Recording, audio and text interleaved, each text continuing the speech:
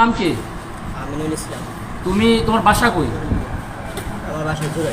তো তুমি ঢাকা বিশ্ববিদ্যালয়ের অমর একুশে হলে কি করছো, কি করবে এখন? কেন আসছো ক্যাম্পাসে বলো? ক্যাম্পাসে আসছি। তুমি কখন আসছো সেটা বলো। আমি আসছি বিকেলে। বিকেল কয়টায়? বিকেল 4টা। 4টার দিকে। কেন আসছো ভাইয়া? তোমাকে কে নিয়ে আসছে এখানে? আমাকে নিয়ে আসছে বাপ্পি ভাই, বলছে গ্রুপে আমি আসছি। বাপ্পি ভাইয়ের পরিচয়টা কি বলো?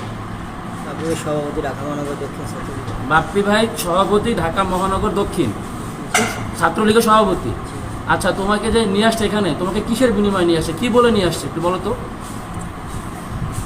হ্যাঁ, তুমি যেখানে আসছো একটা উদ্দেশ্য নিয়ে তো আসছো, কি উদ্দেশ্য নিয়ে আসছো বলো। আমার আসছে বলছে যে এখানে আর কি সবারই বলছে দোয়েল চত্বর থাকতো বিকেলে, এই জন্য আসছি। কোনো মারামারি মানে আন্দোলন এরকম কিছু হবে বলছে? দেখি মারামারি লাগছে আর কি। তারপর তোমার সবাই মারামারি শুরু করছো, মারছো, এই তো?